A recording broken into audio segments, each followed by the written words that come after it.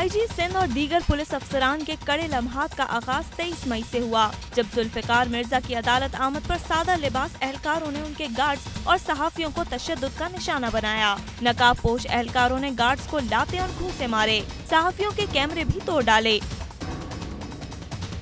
वाक़े पर आईजी सिंध समेत 14 पुलिस अफसरान को तौहीन अदालत के नोटिस जारी हुए। 26 मई को आईजी सिंध गुलाम हैदर जमाली अदालत में पेश हुए और गिरफ्तार अफराद से खतरनाक असलहा बरामद करने का दावा किया। अदालत ने सरजनिश की तो पुलिस अफसरान ने अपने इक़दाम पर माफी मांग ली, जो कबूल नहीं की गई। 8 जून को पुलिस अफसरान ने माफीनामे जमा कराए, उन्हें भी मुस्तरद कर दिया गया।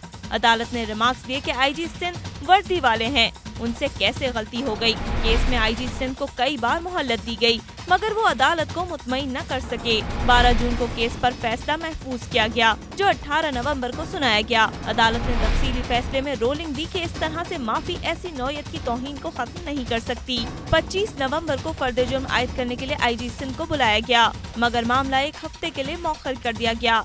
1 दिसंबर को नए वकला की तैयारी का वक्त मांगने पर 15 दिन की मजीद मोहलत दी गई। 15 दिसंबर को आईजी सिंध ने एक और हलफनामा जमा करवाया, जिसे अदालत ने मुस्तरद कर दिया, मगर एडवोकेट जनरल सिंध की अदम पेशी पर अफसरान तौहीन अदालत से फिर बच गए। बिल आखिर 22 दिसंबर को आईजी सिंध पर फर्द जुर्म आयद कर दी गई।